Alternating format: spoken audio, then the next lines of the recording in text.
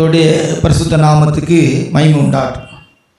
நம்முடைய தியானத்துக்காக சங்கீதங்களின் புஸ்தகம் 2:12 வாசிக்க கேட்போம். குமாரன் கோபம் கொள்ளாமலும் நீங்கள் வழியிலே அழியாமலும் இருக்கும்படிக்கு அவரை முத்தம் செய்யுங்கள். கொஞ்ச காலத்திலே அவருடைய கோபம் பற்றி எரியும். அவரை அண்டிக் கொள்கிற யாவரும் பாக்கியவான்கள். கர்த்தருடைய பரிசுத்த நாமத்துக்கு மகிமை உண்டாகட்டும். வழியிலே அழியாதபடிக்கு அவரை முத்தம் செய்யுங்கள். பிரசங்கத்தின் தலைப்பு வழியிலே அழியாதபடி முத்தம் செய்யுங்கள். நம்முடைய வேத புஸ்தகத்திலிருந்து நாம் வாசித்த இந்த வசனம், நம்முடைய ஆண்டவராகிய இயேசுவை நாம் முத்தம் செய்ய வேண்டும், நாவிக்குரிய பாதையிலே அழியாதபடிக்கு. இது ஒரு மார்க்கம். கிறிஸ்தவம் என்பது ஒரு மார்க்கம். புதிதும் ஜீவனுமான மார்க்கத்தை திறந்து வைத்திருக்கிறாங்க ஆண்டவராகிய இயேசுப்பா. நானே வழியும் நானே சத்தியமும் நானே ஜீவனுமாயிருக்கிறேன். கிறிஸ்தவம் மதம் அல்ல, மார்க்கம். இந்த மார்க்கத்திலே, இந்த வழியிலே நாம் அழிந்து விடக்கூடாது. இந்த மார்க்கத்துக்குள்ள ஒரு மனிதன் பிரவேசிப்பதற்கு அவனுடைய வாழ்க்கையிலே பாவ மன்னிப்பாகிய ரட்சிப்பின் அனுபவம் தேவை.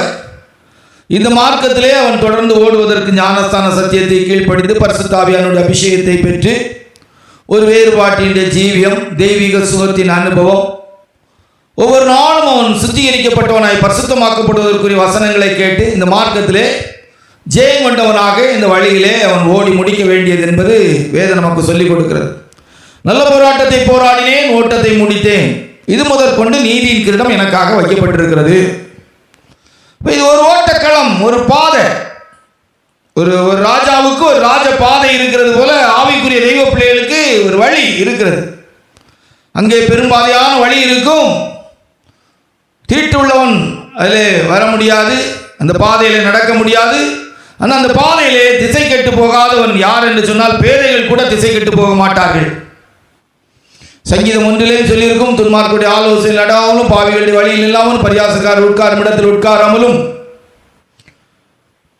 எபிரேயர்களின் நிருபத்திலே நமக்கு நியமித்திருக்கிற ஓட்டத்திலே பொறுமையோடு ஓட கடவோம். மார்க்கத்துக்குள்ள வந்த பிற்பாடு நம்முடைய ஓட்டம் ஜெயமா இருக்கணும்.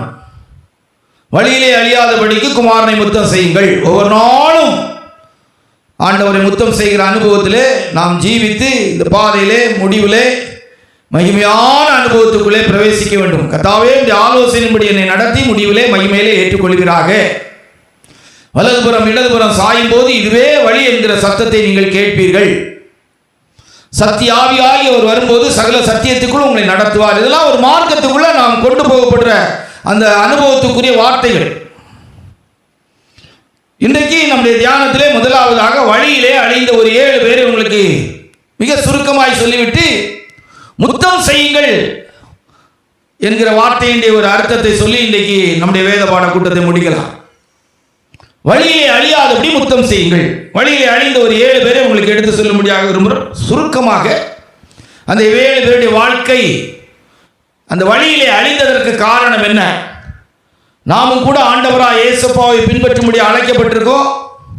தன்னை தான் வெறுத்து தன் சிலுவை எடுத்து என்னை பின்பற்றாவிட்டால் எனக்கு சீசனாக இருக்க மாட்டான், என்னை பின்பற்றி வாருங்கள் என்று சொன்ன வார்த்தையின்படி ஆண்டவருடைய பிள்ளைகளாகி நாம் இந்த நாட்களிலே ஆண்டவருடைய அடிச்சுவடைகளை பின்பற்றி போய் கொண்டிருக்கிறோம். சிலர் பின்பற்றி போய் கரை செய்து விட்டார்கள். சிலர் பின்பற்றி போவதற்காக பிரயாசப்பட்டு கொண்டிருப்பீர்கள். உங்கள் வாழ்க்கையிலே இந்த வழியிலே அழியாதபடிக்கு நாம் காக்கப்பட வேண்டியதும், இந்த வழியிலே முடிவை மகிமையாய் முடிக்க வேண்டியது அவசியமாக இருக்கிறது. எண்ணி முடியாத என் போன்ற ஊழியர்களும் தெய்வ ஜனங்களும் இந்த பாதையிலே அழிந்து விட்டார்கள். வேதத்திலும் அவர்கள் தங்களுடைய வாழ்க்கையிலே வழியிலே அழிந்தவர்களாய் ஒரு 7 பேரை நாம் அறிய முடியும். முதலாவதாக ஆதியாகமம் 19ஆம் அதிகாரம் 26வது வசனத்தை வாசிக்கும் போது, ஆதியாகமம் 19ஆம் அதிகாரம் 26வது வசனத்தை வாசிக்கும் போது வாசிங்கள். அவன் மனைவியோ பின்னிட்டு பார்த்து உப்பு தூணானாள். பின்னிட்டு பார்த்து உப்பு தூணானாள். சோதம் கோமரா என்ற பட்டணத்திலே வீடு கட்டி லோத்து வாழ்ந்து கொண்டிருக்கிறார். ஆபிரகாமுடைய அந்த வேண்டுதலுக்கு, அந்த விண்ணப்பத்துக்கு தேவன் செவி கொடுத்து லோத்துடைய குடும்பத்தை மீட்பதற்கு ஏதுவாக 2 தூதர்களும் அவனுடைய வீட்டிலே தங்குகிறார்கள்.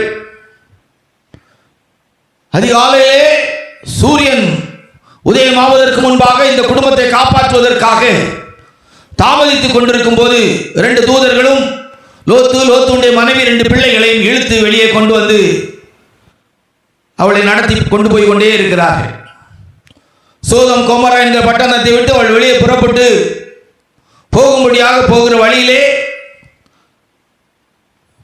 லோத்துடைய பிள்ளைகள் மனைவி எல்லாரும் முதலாவதாக முன்பாகத்தான் பார்த்தார்கள். அவளுக்கு பின்னிட்டு திரும்பி பார்ப்பதற்கு அவளுக்கு அனுமதி கொடுக்கப்படவில்லை. மார்க்கத்துக்குள்ள வந்த பிற்பாடு நாம திரும்பி பார்க்கிற இது அனுபவம் நமக்கு இருக்கக்கூடாது. வேதத்தில் வாசித்து பார்த்தா ஒரு 7 காரியத்தை திரும்ப செய்யக்கூடாது என்கிற விதத்தில் இருக்கும். எகிப்து விட்ட ஜனங்களை குறித்து எபிரேயர்களின் நிருபத்தில் வாசிக்கும் போது விட்டு வந்த தேசத்தை நினைத்தார்களானால் திரும்பி போவதற்கு சமயம் கிடைக்கும் அப்படின்னு எழுதப்பட்டிருக்கும். விட்டு வந்த தேசத்தை நினைக்க கூடாது, நினைத்தால் திரும்பி போவதற்கு சமயம் கிடைத்துவிடும். கலப்பையிலே கை வைத்து விட்டு பின்னிட்டு பார்க்கிறோன் ஆண்டவருக்கு சீசனாய் பாத்திரவானாய் இருக்க முடியாது என்று எழுதப்பட்டிருக்கிறது. கக்கினதை திரும்ப சாப்பிடக்கூடாது. நாய் தான் கக்கினதை சாப்பிடுவது போல கக்கினதை திருப்பி சாப்பிடக்கூடாது. நம்முடைய வாழ்க்கையில் வாமிட் பண்றது போல சில பாவங்கள், சில காரியங்களை நாம் அறிக்கை செய்கிறோம். அறிக்கை செய்து விட்டுவிடும்படி தீர்மானம் பண்ணுகிறோம். அதை நாம் மறுபடியும் செய்யாமல் இருப்பது நல்லது. பொருத்தனை பண்ணின பின்பு யோசிக்க கூடாது, திரும்ப யோசிக்க கூடாது. ஐயோ இப்படி பொருத்தனை பண்ணிட்டேனே அப்படின்னு யோசிக்க கூடாது. திரும்ப நம்ம யோசிக்க கூடாது. ஆண்டவருக்காக ஒரு பொருத்தனை பண்ணிட்டா பிற்பாடு திரும்ப யோசிக்க கூடாது. அந்த பொருத்தனையை செலுத்திடணும். அந்த பொருத்தனைய காரியத்தை நிறைவேற்றுவதற்கு பிரயாசப்படணும். வேதத்தில் வாசிக்கும் போது ஒரு ஆளுக்கு கொஞ்சம் பணம் பொருள் கடனாக கொடுத்துருப்போமானா அதை திருப்பி கேட்கக்கூடாது. திரும்ப அப்படிங்கிறதுக்கு ஒரு சின்ன கருத்துக்களை சொல்லிட்டு போறோம். தேவனுடைய பிள்ளைகள், ஊழியர்கள் விட்டு வந்த வேலையை திரும்ப செய்ய பெயரக்கூடாது. ஒரு பிரதிஷ்டையா ஊழியத்துக்கு புறப்பட்டு வந்திருப்பாங்க. பேதுரு அப்போஸ்தலன் அவர்கள் மறுபடியும் மீன் பிடிக்க போனார்கள். எப்படி ஊழியத்துக்கு கர்த்தருடைய நாமத்துக்கு மகிமையா புறப்பட்ட பிற்பாடு விட்டு வந்த காரியத்தை செய்வதற்கு போகக்கூடாது. மிகவும் எச்சரிப்பான ஒரு விஷயம் யூதாசின் வாழ்க்கையின் காரியம். திரும்ப மனஸ்தாபப்பட்டு ஆண்டவரை விட்டு விடுங்கன்னு சொல்லக்கூடிய அளவுக்குள்ள அந்த செயலை நாம் செய்யக்கூடாது. பண ஆசை நிமித்தமாக, பொருள் ஆசை நிமித்தமாக யூதாஸ் செயல்பட்டு அவனுக்குள்ளே சாத்தான் புகுந்து திரும்ப அவன் மனஸ்தாபப்பட்டு ஆண்டவராய் இயேசுப்பா விட்டு விடுங்கள் என்று சொல்லி அவன் செயல்பட்டது போல உள்ள செயல்கள் நமக்குள்ளே வரக்கூடாது. திரும்ப நினைக்கக்கூடாது, திரும்ப பார்க்கக்கூடாது. திரும்ப நம்முடைய வாழ்க்கையிலே கக்கினதை சாப்பிடுகிறது போல திரும்ப செய்யக்கூடாது. திரும்ப பொருத்தனை செய்த பிற்பாடு யோசிக்கக்கூடாது. நம்முடைய லைஃப்பில் திரும்ப கொடுத்ததை கேட்கக்கூடாது. திரும்ப விட்டு வந்த வேலையை ஊழியத்துக்கு வந்த பிற்பாடு பிரதிஷ்டையாய் நாம் புறப்பட்ட பிற்பாடு விட்டு வந்த வேலையை செய்யக்கூடாது. திரும்ப ஆண்டவராய் இயேசுப்பாவை காட்டி கொடுத்து பணத்துக்காக, பொருளுக்காக செயல்பட்டு திரும்ப போய் மனஸ்தாபப்பட்டு செயல்படுகிற விதத்தில் உள்ள வேலையை செய்யக்கூடாது. இப்போ இங்கே லோத்துடைய மனைவி உப்பு தூணானால் அவள் ஏன் திரும்பி பார்த்துருப்பா அப்படின்னா நிறைய விஷயங்கள் அவள்கிட்ட கேட்டால் சொல்ல வாய்ப்பு இருக்கும். லோத்து சோதோமில் வீடு கட்டி வாழ்ந்தார் என்று சொல்லி வேதம் சொல்லுது. தாங்க கட்டின வீடு எப்படி அழிஞ்சு போகுது அப்படின்னு நினைச்சிருப்பாங்க. நிறைய பொருட்கள் வாங்கி போட்டிருப்பாங்க. வீட்டில் நிறைய பொருட்கள் வாங்கி போட்டிருப்பாங்க. இந்த பொருட்கள்லாம் என்ன ஆயிருக்குமோ அப்படின்னு ஒரு யோசனை இருந்திருக்கும். சில பொருட்கள் வீட்டுக்கு வெளியே இருந்திருக்கும். இல்லைன்னு எல்லாம் சொல்ல முடியாது. இன்றைக்கு இருக்கிற நிலவரத்தில் நம்ம நிறைய விஷயங்களை இப்படி சிந்திக்க முடியும். அவளுடைய துணிமணிகள் என்ன ஆயிருக்கும்? ஒருவேளை அவங்க புறப்பட்டு வரும்போது அடிக்கடி நம்ம சொல்றது போல் அவளுக்கு அலங்கார பொருட்கள்லாம் அவங்களை கணவனார் எடுக்காமல் இருந்திருக்கலாம். என்னால் என்னவோ அப்படின்னு நினைச்சிருக்கலாம். அவளுடைய அந்த அலங்காரத்துக்குரிய காரியங்கள் என்ன ஆயிருக்குமோ அப்படின்னு நினைச்சிருக்கலாம். தூதன் திரும்பி பார்க்க விடாம இழுத்துட்டு போகிறார். உண்மையிலே சொன்னது போல காரியம் சம்பவித்திருக்கிறதா என்று சொல்லி கூட அவங்க திரும்பி பார்க்க நினைச்சிருக்கலாம்.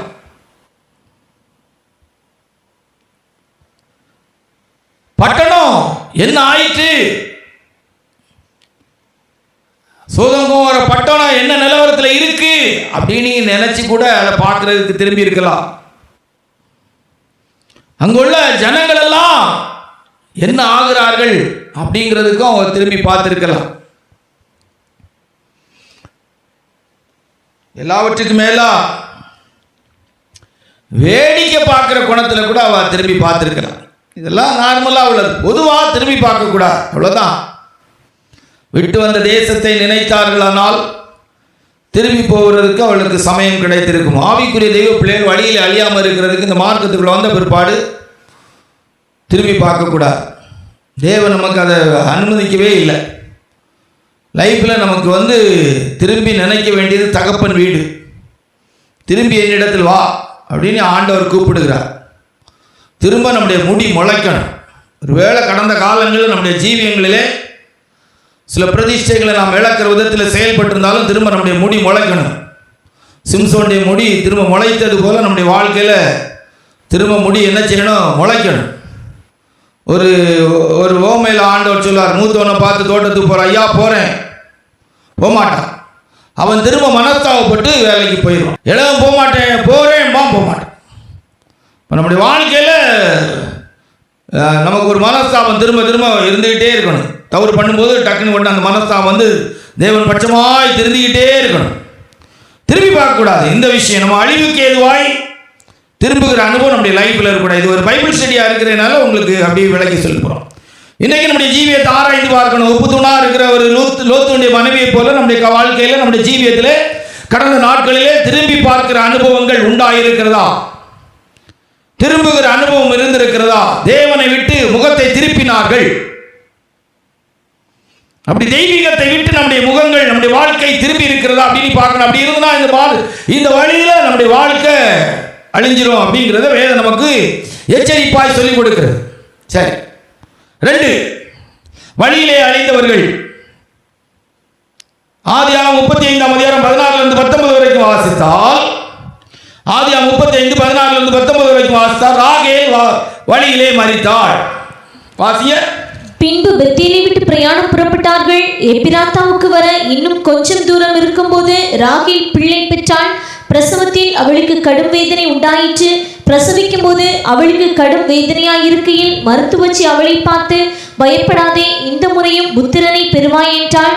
மரண காலத்தில் அவள் ஆத்துமா பிரியும் போது அவள் அவனுக்கு பெனோனி என்று பெயரிட்டாள். 19வது வசனத்தை வாசியா. ராகேல் மரித்து பெத்லகேம் என்னும் எப்பிராத்தா ஊருக்கு போகிற வழியிலே அடக்கம் பண்ணப்பட்டாள். வழியிலே மரிச்சா. பெத்தேலுக்கு வந்திருந்தாங்க, எப்பிராத்தா என்கிற பெத்லகேமுக்கு வரல.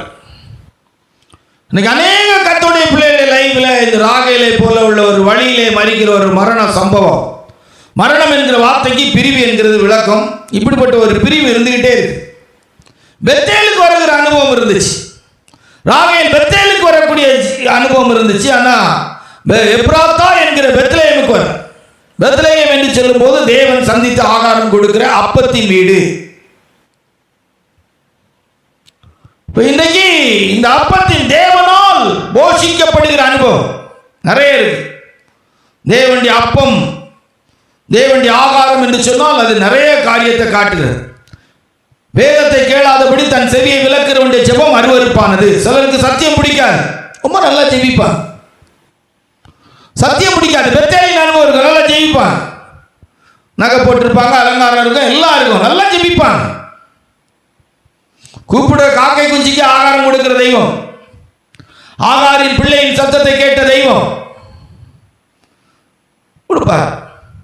வேதத்தை கேளாதபடி செவியை விலக்கிறவனுடைய ஜெபம் கர்த்தருக்கு அருவருப்பானது. ஒரு குறிக்கப்பட்ட சமயம், குறிக்கப்பட்ட சந்தர்ப்பம் வரும்போது தேவன் அவருடைய சத்தத்துக்கு செவி கொடுக்க மாட்டார்.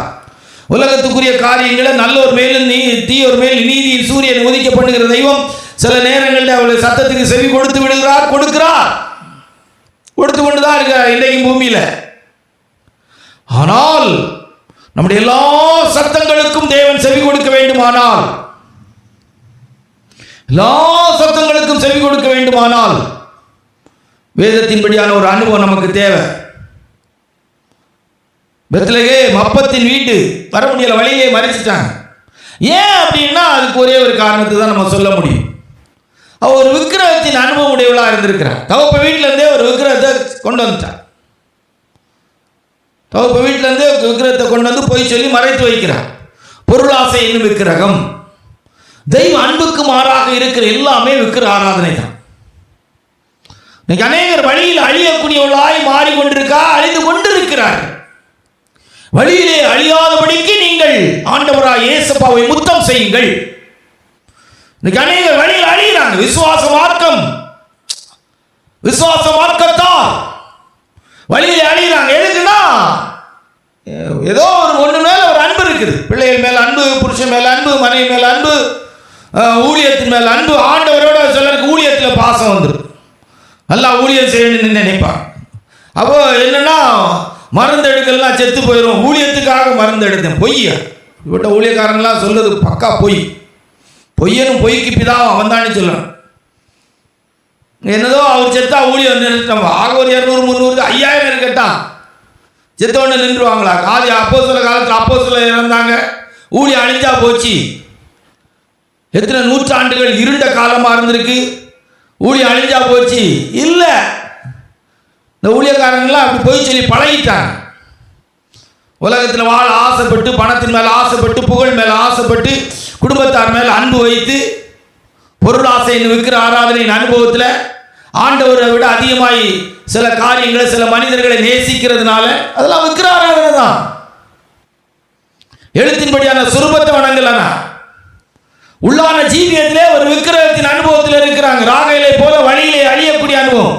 பெத்தேலுக்கு வந்தார்கள். பெத்தேலின் அனுபவம் இருக்கிறது, பெத்லகேமின் அனுபவம் கிடையாது. பெத்லகேம் ஆண்டவராய் இயேசுப்பா பிறக்கிற இடம். கர்த்தருடைய பரிசுத்த நாமத்துக்கு மகிமை உண்டாகட்டும். ஆகையால் இரண்டாவது, வழியிலே அழியாதபடிக்கு நம்முடைய ஜீவியத்திலே குமாரனாகிய இயேசுப்பாவை முத்தம் செய்ய வேண்டும். ராகேலை போல நாம் வழியிலே அழிந்து விடக்கூடாது. ராகேல் யாக்கோபால் நேசிக்கப்பட்ட மனுஷி, ஆனால் அவள் வழியிலே அழிய வேண்டிய நிலவரம் ஏற்பட்டது. ஆவிக்குரிய தெய்வ பிள்ளைகளுடைய ஜீவியத்திலும் ராகேலை போல இந்த பாதையிலே அழிந்து விடாதபடிக்கு ஆண்டவருடைய கிருபையினால் நம்முடைய ஜீவியத்திலே ராகேல் ஒரு சுரூபத்தை ஒளித்து வைத்து பொய் சொல்லுகிற அனுபவத்திலே காணப்பட்டது போல இந்த நாட்களிலும் இருதயத்திலே ஆண்டவருடைய அன்புக்கு மாறாக பலவிதமான அன்புகளும் பொருளாசையின் விக்கிர ஆராதனையின் அனுபவங்கள் நமக்குள்ளே இருந்து கொண்டு நாம் நம்முடைய ஜீவியத்திலே ராகேலை போல பொய் சொல்லுகிற அனுபவத்தில் இருப்போமானால் நம்முடைய வாழ்க்கையும் கூட இந்த வழியிலே மறிக்கக்கூடிய நிலவரத்துக்கு வந்துவிடும் என்பதை இந்த வேத பகுதிகள் நம்மை பார்த்து எச்சரித்து நம்மை உணர்த்தி கொண்டிருக்கிறது. இந்த வார்த்தைகளை கேட்கிற அருமை கர்த்தருடைய ஊழியர்களே, அருமை தேவனுடைய பிள்ளைகளே, இந்த நாட்களில் உள்ள ஜீவியங்களை சற்று சீர்தூக்கி பார்த்து கர்த்தருடைய வாய் குமாரனை முத்தம் செய்கிற அனுபவத்திலே கர்த்தராகிய இயேசு கிறிஸ்து அழியாத அன்பு கூறுவோடு கூட கிருபை உண்டாயிருப்பதாக என்று சொன்னது போல கர்த்தராகிய இயேசு கிறிஸ்து அன்பு கூறாதவன் சபிக்கப்பட்டவனாய் இருக்க கடவுள் என்கிற வசனங்களை நினைவு கூர்ந்து நாம் நம்மில் அன்பு கூறாலே முற்றிலும் செயல் கொள்ளுகிறோம். அன்றைய தீர்மானத்தின்படி அழைக்கப்பட்டவர்களாய் தேவனிடத்தில் அன்பு கூறுவர்களுக்கு சகலமும் நன்மைக்கு ஏதுவாய் நடக்கிறது என்கிற விதத்திலே நாம் தேவனை அன்பு கூறுவோம். தேவன் நம்மை அன்பு கூறுகிற விதத்திலே நம்முடைய ஜீவியங்கள் மாற்றி அமைக்கப்படட்டும். ஆண்டவராகிய இயேசுவை விட எதுவும் நமக்கு உயர்ந்த இடத்திலே, மேன்மையான இடத்திலே மேன்மையானதாக இருக்க வேண்டாம். அப்படி இருக்குமானால் அதற்கு பெயர் விக்கிர ஆராதனை. அது எதுவாக இருந்தாலும் சரி, கர்த்தர் நமக்கு சொல்லி இருக்கிறது, தன் ஜீவனை காக்கிறவன் கூட அதை இழந்து போவான், என் நாமத்தின் நிமித்தம் தன் ஜீவனை இழக்கிறவன் நித்திய ஜீவ காலமாய் பெற்றுக் கொள்வான் என்றுதான் எழுதப்பட்டிருக்கிறது.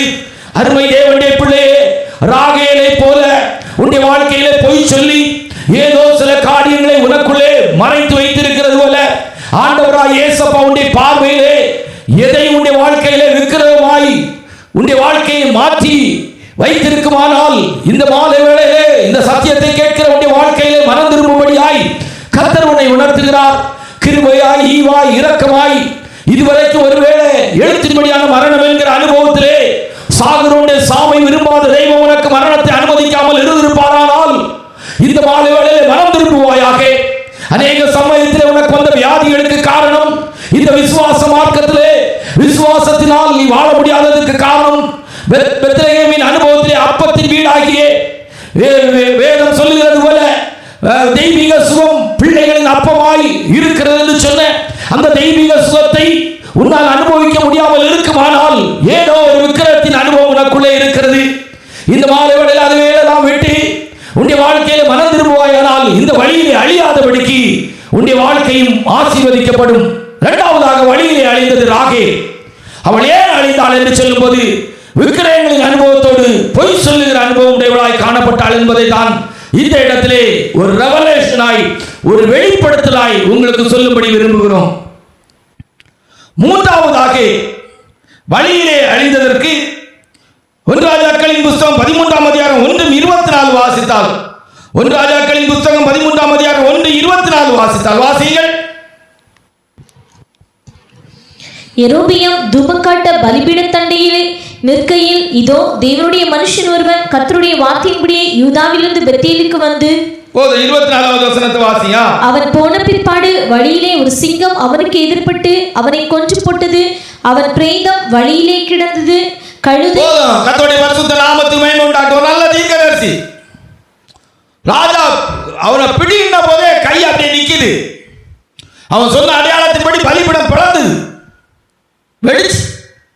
அப்படியெல்லாம் ஒரு நல்ல தீர்க்கதரிசி. ஆண்டவர் அவனுக்கு சொன்னார், நீ போன வழியில திரும்பாத.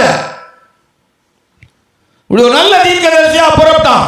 அன்றைக்கு அழகாய் தேவனால் தெரிந்தெடுக்கப்பட்டு தேவனுடைய வார்த்தையோடு புறப்பட்ட தீர்க்கதரிசி. ஆனா இவன் வழியில இறந்தான். சிங்கம் அவனை கொன்று போட்டதை தவிர அவனை சாப்பிடல. ஒரு பொய் தீர்க்கதரிசியுடைய வார்த்தை. இந்த மார்க்கத்தில் எத்தனையோ கர்த்தருடைய ஊழியர்கள் ஊழியத்துக்கு வரும்போது உண்மையா சொல்ல போனா நல்ல ரெவலேஷன், நல்ல வெளிப்பாடு, நல்ல உபதேசத்தின் அனுபவத்தோடு புறப்பட்டாங்க. நிறைய வெளிநாட்டுக்காரர்களுடைய அனுபவத்தில் உள்ள பொய் கிழட்டு தீர்க்கதரிசியின் உபதேசத்தின் மாறான அனுபவத்திலே, துருபதேசத்தின் அனுபவத்திலே ஆண்டவர் ஒன்றை சொல்லிவிட்டார், நீ போன வழியா திரும்பாத, அங்க அப்ப சாப்பிடாத, தண்ணி குடிக்காத. அவனுக்கு கொடுக்கப்பட்ட உபதேசம், கட்டளை, கற்பனை கேட்கல.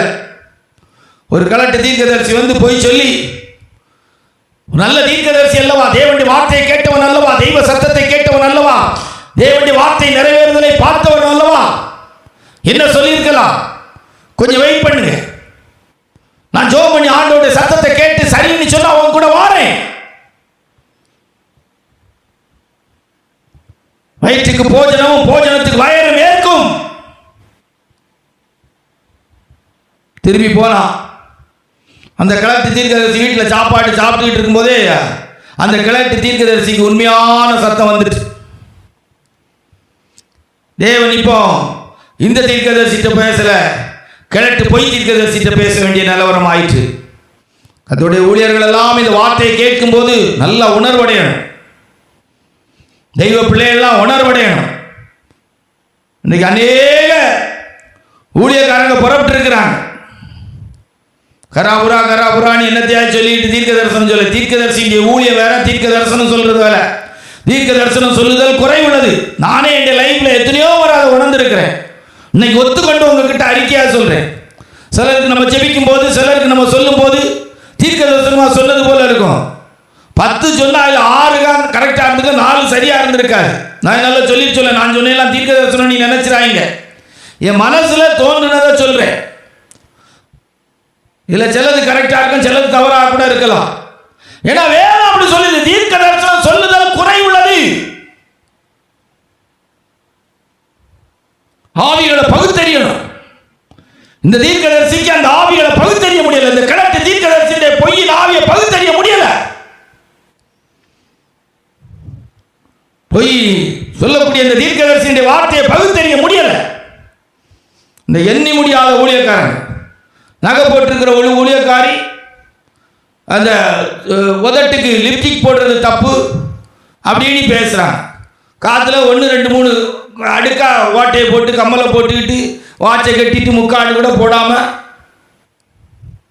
ஊழியர்களை செய்து யூடியூப் அந்த சேனல்களை நடத்தி எடுத்து சக்கரத்தை பார்த்துக்கிட்டு என்ன மாதிரி ஜனங்கள் வஞ்சிக்கப்பட்டு கொண்டிருக்கிறார்கள். நல்ல உபதேசத்தில் நிற்கணும், நல்ல சத்தியத்தில் நிற்கணும். நயவசனிப்பாய் ஆண்டவரை பற்றியே நயவசனிப்பாய் பேசுவார்கள். சிலுவை பற்றிய உபதேசம் கெட்டுபவர்கள் பைத்தியமாக ரட்சிக்கப்படுகிற நமக்கு தெய்வ பலனாயிருக்கு. நாங்கள் நயவசனிப்பாய் பேசாமல், வசனத்தை கலப்பாய் பேசாமல், நல்ல உபதேசம். கலாத்தியர்கள் நிருபத்தில் பரிசுத்த அப்போஸ்தலனாகிய பவுல் அவர்கள் சொல்லும்போது சொல்கிறார்கள், வானத்திலிருந்து நானாயில் வானத்திலிருந்து வேற ஒரு தூதனாயில் வந்து சொன்னாலும் இந்த சத்தியத்துக்கு மாறா, இந்த சுவிசேஷத்துக்கு மாறா சொன்னா நீங்க கேட்காதீங்க, அவன் சபிக்கப்பட்டவன். வழியிலே இந்த தீர்க்கதரிசி நல்ல தீர்க்கதரிசி ஏன் அழிஞ்சான்? பொய் தீர்க்கதரிசியின் பொய் சத்தத்துக்கு கீழ்ப்படிந்ததுனா. வெளிப்படுத்தின விசேஷத்தில் எபேசு சபையிலிருந்து லவோதிக்கா சபை வரைக்கும் ஆண்டவர் சொல்லும் போது துருபதேசத்தின் வார்த்தைகளை குறித்து அங்க சொல்லியிருப்பார். மனம் திரும்பு, மனம் திரும்பு, மனம் திரும்பு. எசபேலின் அனுபவத்தை சொல்லியிருக்கோம். எசபேலின் அனுபவம் என்று சொல்லும் போது என்ன, கண்ணுக்கு மை போடுறது அல்ல சிங்காரிக்கிறது, இதெல்லாம் தான் காட்டுது. ஒரு காலத்தில் பெந்தகோஸ்தே மார்க்கம்னு சொன்னா அது ஒரு மேன்மையான மார்க்கமா, அது ஒரு மகத்துவமான மார்க்கமா, அங்க பேசப்படுகிற சத்தியங்கள் மேன்மையா இருந்துச்சு. ஜனங்கள் ஒரு மேன்மையான வாழ்க்கை வாழ்ந்தார்கள். இன்றைக்கு கலப்படமான அனுபவத்தில், நயவசனிப்பான அனுபவத்தில், துருபதேசத்தின் அனுபவத்தில், கீழ்த்தரமான அனுபவத்திலே அந்த கொழுத்த பசுக்களை சாப்பிடும்படியாக மிக கேவலமான பசுக்களாக எழும்பின அந்த 7 பசுக்களை போல உள்ள வார்த்தைகள் இந்த நாட்களிலே தெய்வ ஜனங்களை வஞ்சித்து, தெய்வ ஜனங்கள் இந்த மார்க்கத்திலே வருவார் என்கிறதை விட தருவார் என்கிற விதத்திலே நோக்கங்கள் மாற்றப்பட்டு அழிவுக்கு எதுவாக மாற்றப்பட்டு கொண்டிருக்கிறார்கள். அந்த பொய் தீர்க்கதரிசி தான் வீட்டுக்கு கூட்டு போய் சாப்பாடு கொடுக்கிற நேரத்தில் அவனுக்கு ஒரு ஜட்ஜ்மெண்ட்டுக்குரியதான வார்த்தை தேவனிடத்திலிருந்து புறப்பட்டது. அருமையாவிக்குரிய தெய்வ பிள்ளைகளே, வழியிலே அழியாதபடிக்கு ஆண்டவராய் இயேசுவை முத்தம் செய்ய வேண்டும். 3வது வழியிலே அழிந்தது ஒரு நல்ல தீர்க்கதரிசி ஒரு பொய் தீர்க்கதரிசியால் வஞ்சிக்கப்பட்டு அந்த பொய் தீர்க்கதரிசியின் வார்த்தைக்கு கீழ்ப்படிந்து சற்று அவன் யோசித்து எச்சரிப்பாக இருந்து என்கிட்ட பேசின ஆண்டவர் என்கிட்ட என்ன சொல்றார் நான் கேட்கிறேன்னு சொல்லி இந்த ஊர்ல இருக்கிற உன்கிட்ட பேசாம என்கிட்ட பேசினாரே, அப்படியான அந்த ஊர்ல இருக்கிற நீ ஆண்டவருடைய பார்வையில தள்ளப்பட்டவன், நான் ஆண்டவர்கிட்ட கேட்டு நான் உனக்கு சொல்றேன்னு சொல்லி சற்று அவன் தரித்து நின்று ஆண்டவர்கிட்ட கேட்டுட்டு செயல்பட்டிருந்தா நலமாக இருந்திருக்கும்.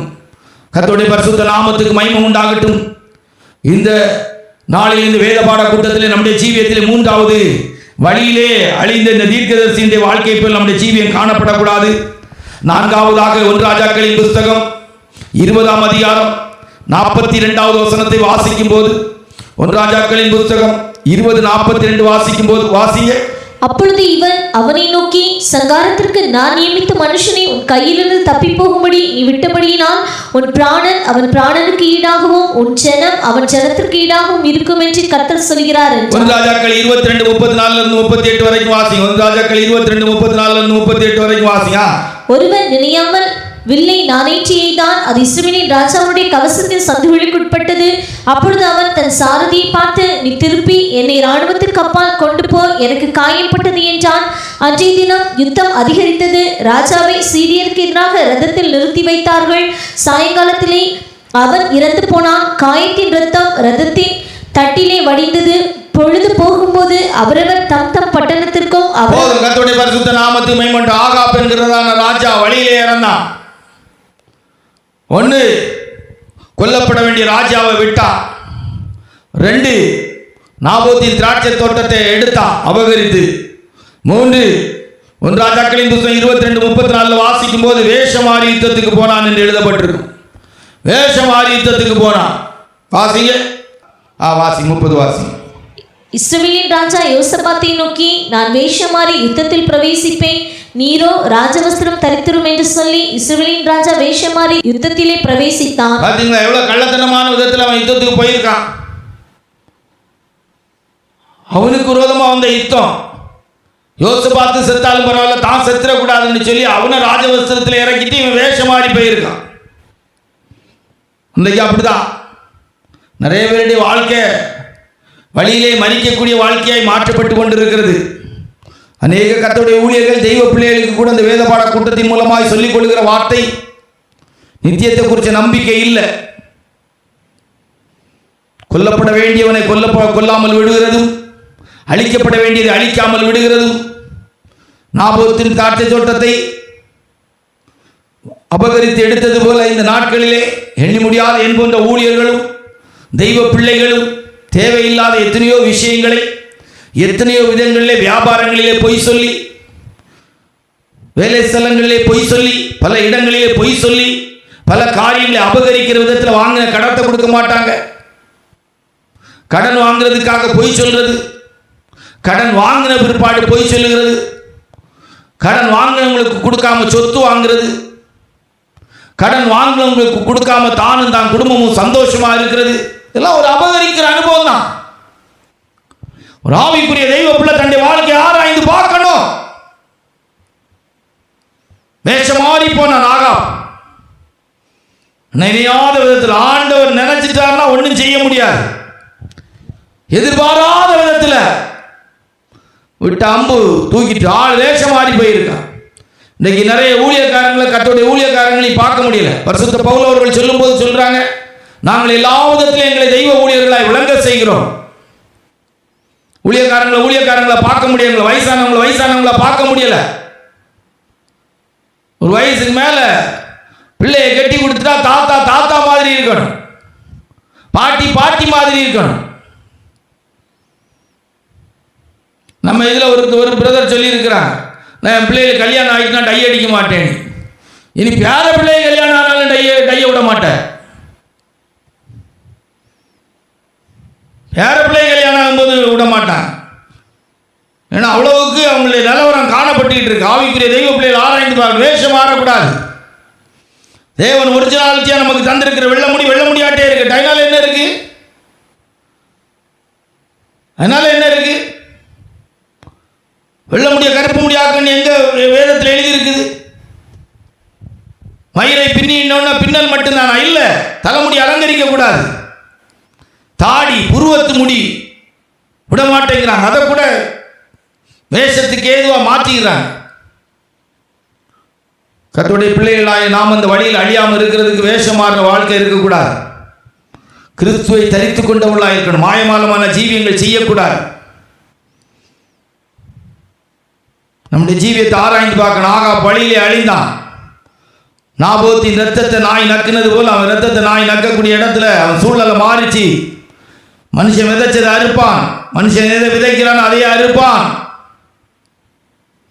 4-5 வேதத்தில் வாசிக்கும் போது ஒரு தேவனுடைய பிள்ளை வழியில் அழியக்கூடாது.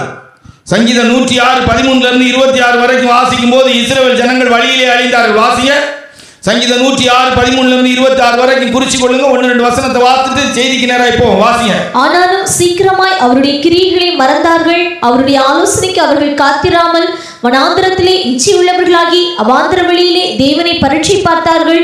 அப்பொழுது அவர்கள் கேட்டதை அவர்களுக்கு கொடுத்தார். அவர்கள் ஆத்துமாக்களிலோ இளைப்பை அனுப்பினார்.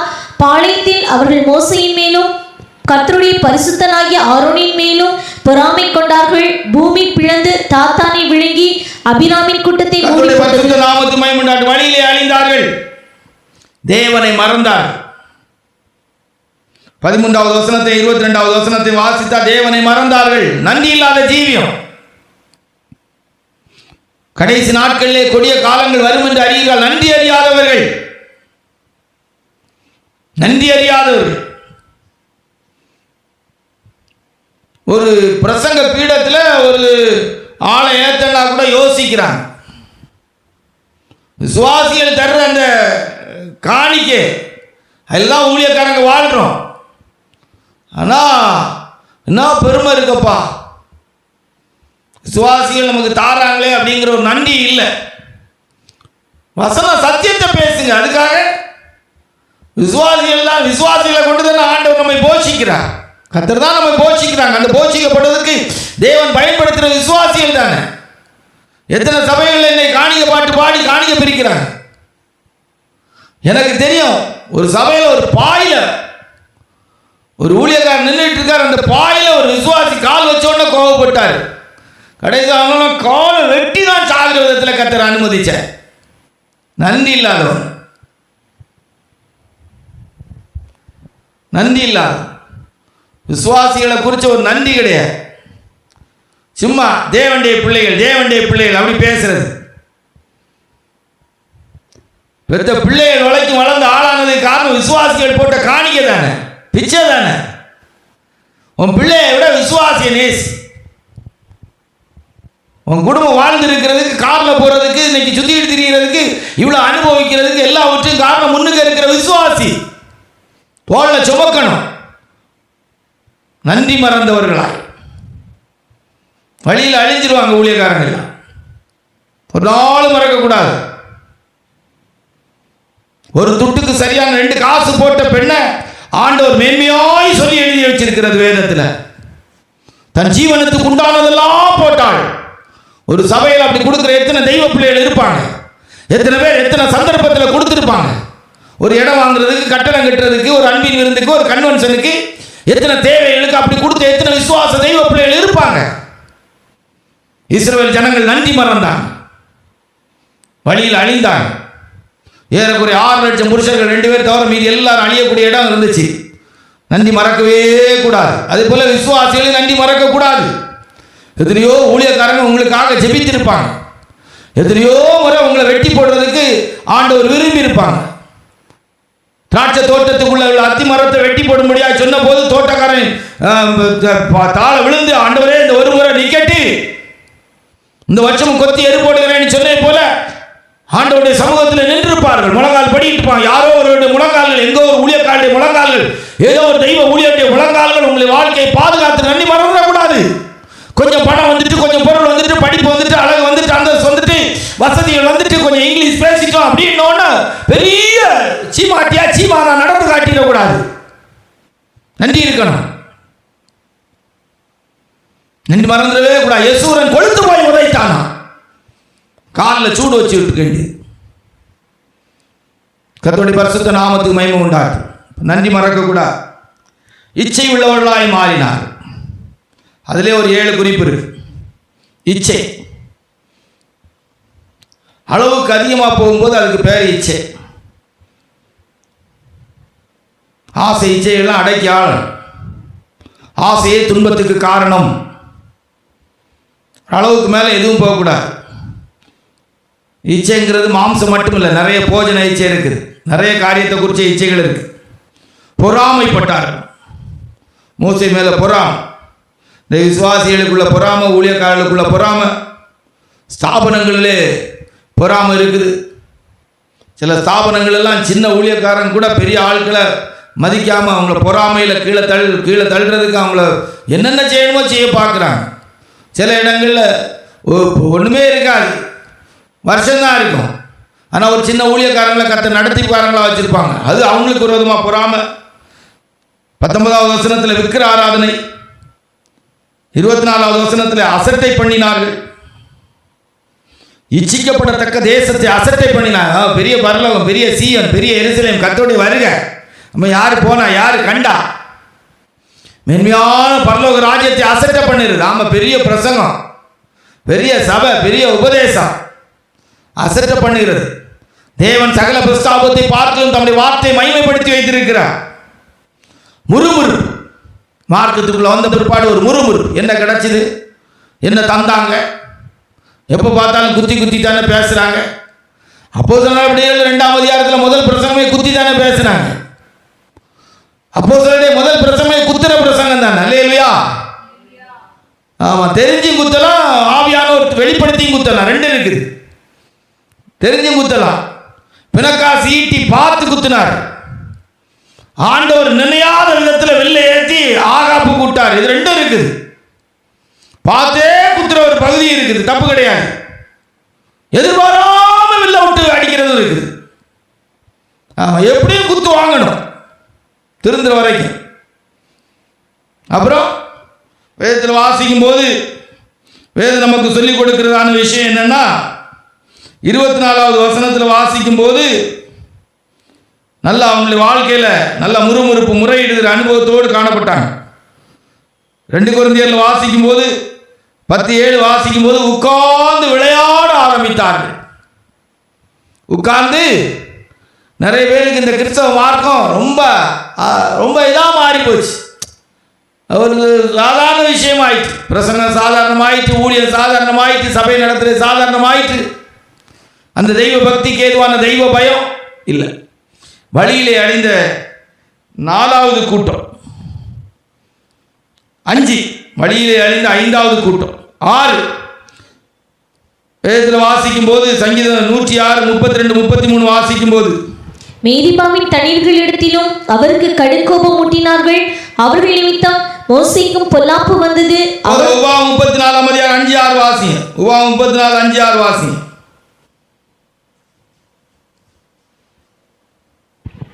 அப்படியே கர்த்தரின் தாசனாகிய மோசே மோவாப் தேசமான அவ்விடத்திலே கர்த்தருடைய வார்த்தையின்படியே மரித்தான். அவர் அவனை மோவாப் தேசத்தில் உள்ள பெத்பேயோருக்கு எதிரான பள்ளத்தாக்கிலே அடக்கம் பண்ணினார். இந்நாள் வரைக்கும் ஒருவனும் அவன் பிரேதக்குழியை அறியான். மோசே என்கிற தெய்வ மனுஷன் வழியில மரித்தார். என்னன்னா கண்மலை 2 தரம் அடித்தார். பதறி போய் கண்மலை ஒருக்கா தான் அடிக்க ஆண்டவர் சொன்னாங்க. 2வது தரம் அடித்தாங்க. மோசையெல்லாம் எடுத்து நம்ம ரொம்ப குற்றப்படுத்தி பேச முடியாது. ஆனாலும் ஒரு எச்சரிப்புக்கு ஏதுவாய் கர்த்தருடைய ஊழியர்கள் தெய்வ பிள்ளைகள் கொஞ்சம் நம்ம இதை தியானிக்கிறது தவறு கிடையாது. மோசையெல்லாம் நம்ம ரொம்ப குற்றப்படுத்தி பேசி நம்ம பெரிய சாதனை ஒன்றும் படைச்சிட முடியாது. நான் வழியிலே கானானுக்குள்ளே போகாமல் ஆண்டவர் அவங்களுடைய அடக்க ஆராதனை நடத்தினாங்க.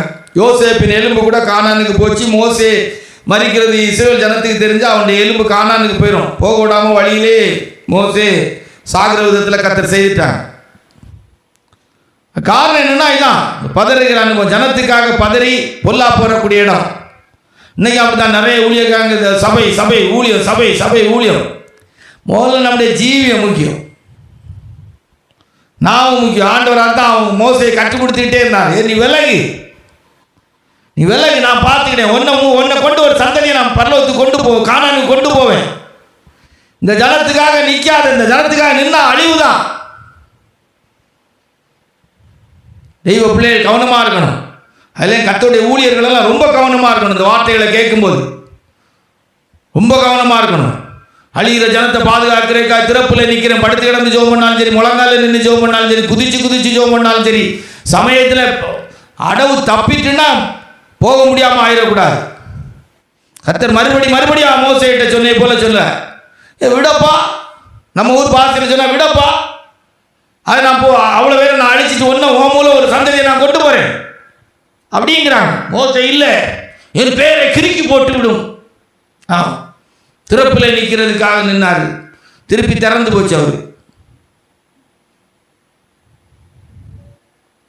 அதனால 6வது வழியிலே அழிந்ததில் மோசே என்கிற தெய்வ மனுஷனை கொண்டு வரோம். குற்றப்படுத்துறதுக்காக இல்லை, ஒரு சின்ன உணர்த்துதலுக்கு எச்சரிப்புக்கு ஏதுவாக இருக்கும். கர்த்தருடைய ஊழியர்கள் எல்லாம் அதில் ரொம்ப கவனமாக இருக்கும். நம்ம ஏற்கனவே உங்களுக்கு சொல்லியிருக்கிறோம். லோத்துவுக்காக இந்த நம்ம ஆபிரகாம் நின்று லோத்து குடும்பம் பாதுகாக்கப்பட்டதுனால கடைசியில் சாப சந்ததி அம்மோனியர் மோவாப்பியருங்கிற சந்ததி. இன்றைக்கு அவங்களே உலகத்தில் எந்த கூட்டணி சொல்கிறாங்கன்னு எனக்கு தெரியலை. நான் வேதம் ஃபுல்லாக பழைய ஏற்பாட்டை வாசித்து பார்த்து அந்த மோவாப்பியர் அம்மோனியரால் பயங்கரமான கஷ்டம் வந்திருக்கு. நல்ல கர்த்தருடைய பிள்ளைகள் ரொம்ப கவனமாக நம்ம ஞானமாக இருக்கணும். சரியா?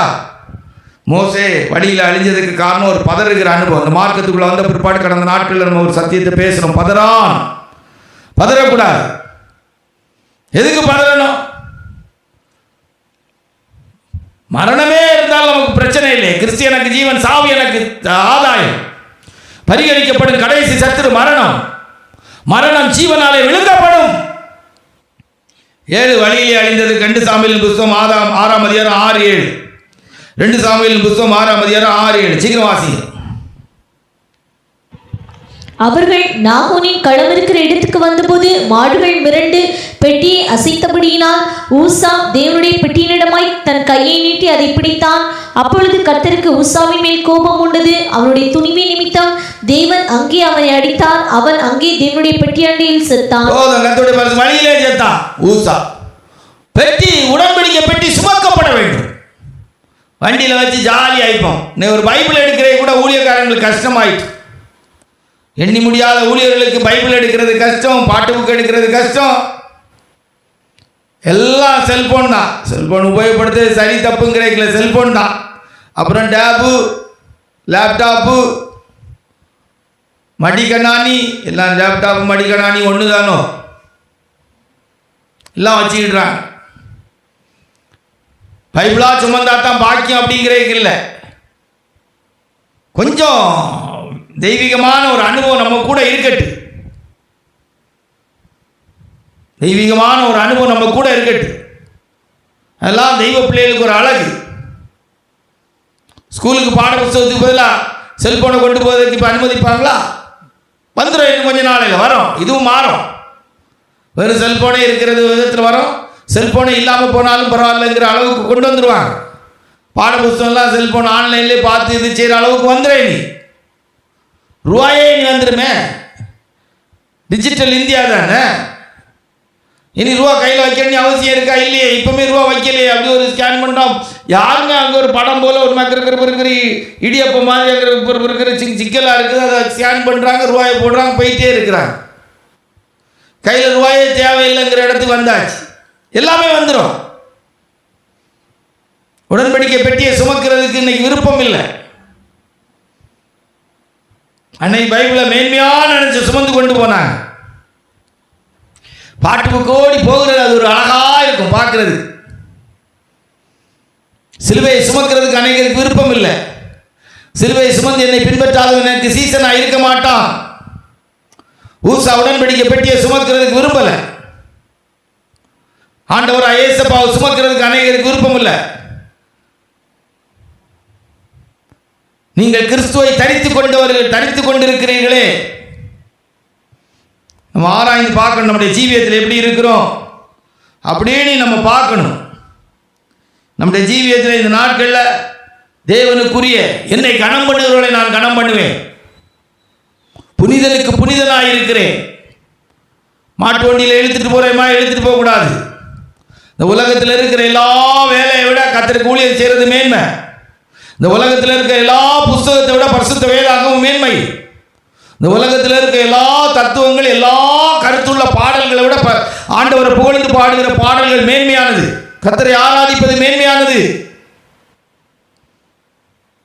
கர்த்தருடைய பிள்ளைகள் மேன்மையானவர்கள். சபை மேன்மையானது. தெய்வீகமானது எல்லாம் நமக்கு மேன்மையானதாக இருக்கணும். அதை மேன்மையாய் மகத்துவமானதாய் நம்முடைய இருதயத்தில் தரித்திருக்க வேணும். வழியிலே ஊசா அழிந்தான், ஊசான் செத்தான். சுமக்க வேண்டிய உடன்படிக்கை பெட்டியை சுமக்கல. கர்த்தருடைய பரிசுத்த நாமத்துக்கு மகிமை உண்டாட்டும். உடன்படிக்கை பெட்டிக்கு நிறைய அர்த்தங்கள் இருக்கு.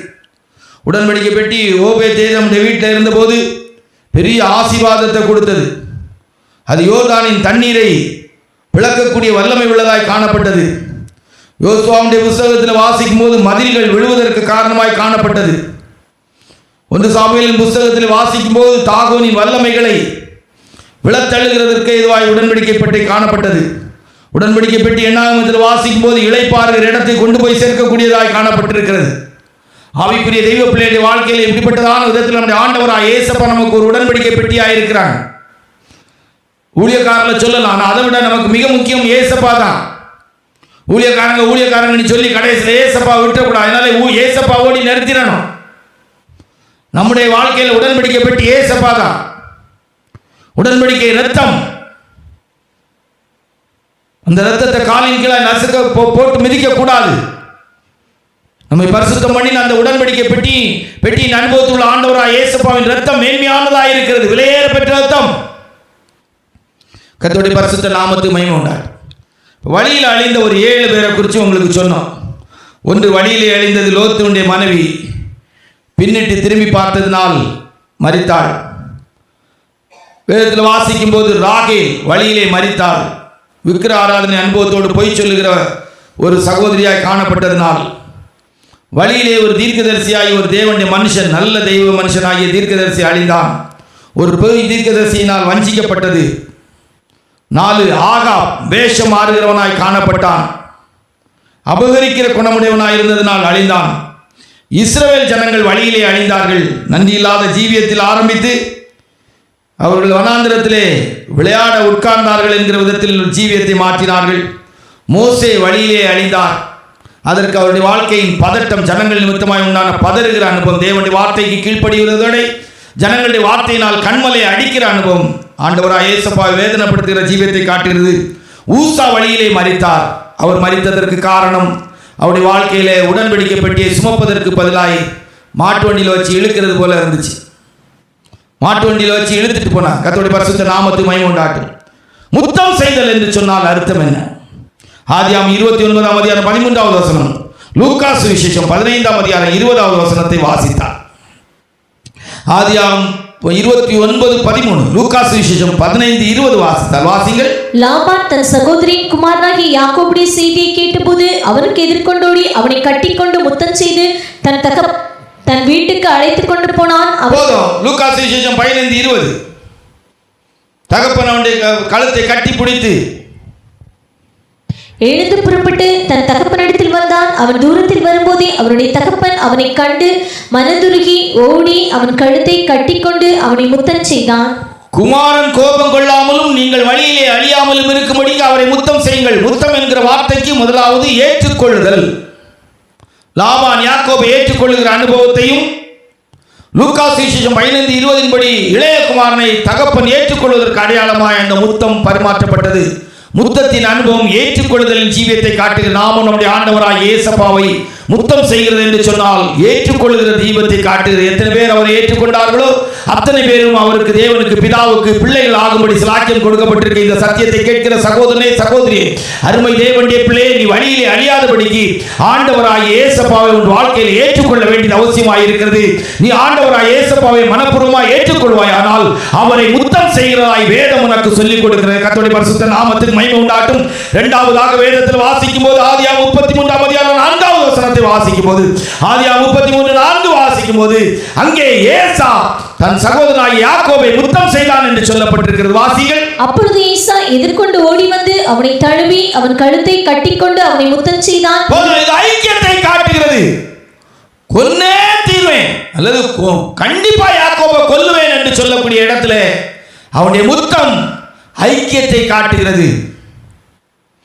தேவனோடு நமக்கு ஒரு ஐக்கியம், தெய்வ ஊழியர்களோடு ஐக்கியம், தெய்வ பிள்ளைகளோடு நமக்கு ஒரு ஐக்கியம் நமக்கு தேவை. ஒருவருக்கு ஒரு ஐக்கியம் தேவை. குடும்பத்துக்குள்ளே ஒரு ஐக்கியம் தேவை. ஐக்கியம் இல்லாவிட்டால் சாட்சியாய் ஜீவித்துக் கொள்ள முடியாது. நம்முடைய வாழ்க்கையில் ஐக்கியம் ரொம்ப முக்கியமானதாக இருக்கிறது. அதுக்காக துன்மார்களோடு எல்லாம் நம்ம ஐக்கியம் வைக்கணும் என்பதல்ல. பாவிகளோடு நமக்கு ஐக்கியம் அல்ல, அன்பு செலுத்தலாம், தெய்வீகமான ஒரு அன்பை செலுத்தலாம், அன்பை வெளிப்படுத்தலாம். நம்முடைய ஐக்கியம், எங்களுடைய ஐக்கியம் பிதாவோடு, குமாரனா இயேசுவோடும் இருக்கிறது. நீங்களும் எங்களோடு ஐக்கியமாக இருக்கும்படி ஒளியில் உள்ள பரிசுத்தவான்களுடைய ஐக்கியத்திலே பங்கடைவதற்காக ஐக்கியத்தை காட்டுகிறது. சில ஸ்தாபனங்களை, சில ஊழியர்களை, சில விசுவாசிகளை பிடிக்காது, சில ஊழியர்களுக்கு சில விசுவாசிகளை பிடிக்காது. சில சபைகளை நடத்துகிற ஊழியக்காரங்க அந்த ஊழியத்தை, அந்த சபையை 2ஆ கூறு போட்டு வச்சிருவாங்க, 4ஆ கூறு போட்டு வச்சிருவாங்க. ஐக்கியத்தை ஒண்ணுமில்லாம ஆக்கிடுவாங்க. நீங்கள் வழியிலே அழியாதபடிக்கு குமாரனை முத்தம் செய்யுங்கள். ஐக்கியத்துக்கு ஏதுவாய் காணப்படுகிறது. ஆண்டவராய் இயேசுவோடு நமக்கு ஒரு நெருங்கின ஐக்கியம் இருக்கணும். உறவின் முறையிலே, ஒரு பந்தத்தின் அடிப்படையிலே, ஒரு பாசத்தின் அடிப்படையிலே அந்த ஐக்கியம் காணப்பட வேண்டும்.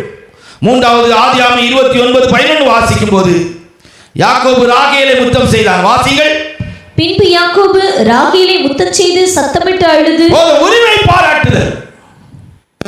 நீ எங்க சொத்து, நீ எங்க குடும்பம், நீ எனக்கு என்கிற உரிமை பாராட்டுதலில் முத்தமாய் காணப்பட்டது. அந்த முத்தத்திலே உரிமை பாராட்டுதல் இருந்தது. ஆதியாகமம் 29:11 வாசிக்கும் போது அது ஒரு உரிமை பாராட்டுதலுக்குரிய முத்தமாய் காணப்பட்டது. தேவனுடைய பிள்ளைகள் உரிமை பாராட்டுதலுக்குரிய முத்தம் செலுத்தக்கூடியவர்களாய் காணப்பட வேண்டும்.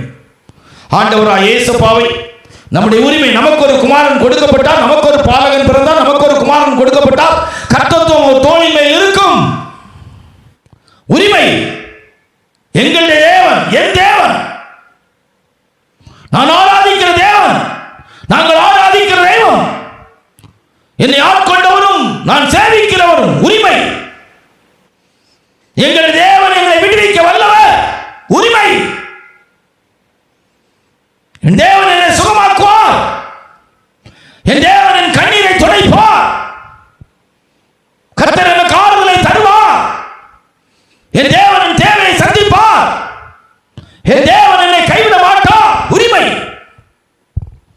4 அன்பு.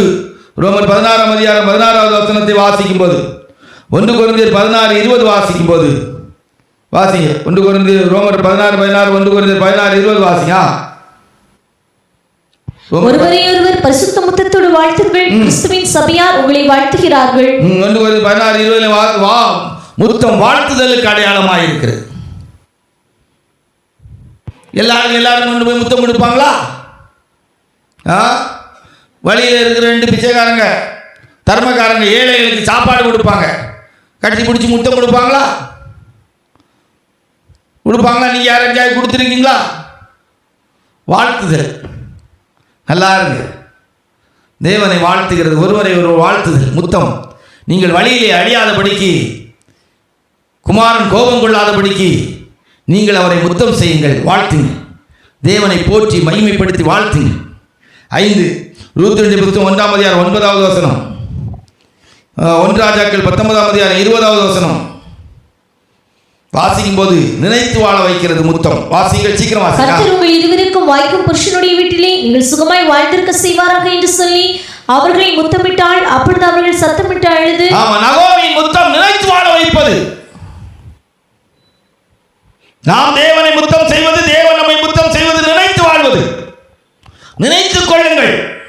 பைபிளில் நல்ல ஒரு வசனம் இருக்கு. 1 கொரிந்தியரில் வாசிக்கும் போது 11வது அதிகாரத்தில் சொல்லியிருக்கும், என்னை நினைவு கூறும்படி நீங்கள் வழியிலே அழியாதபடிக்கு அவரை முத்தம் செய்யுங்கள்.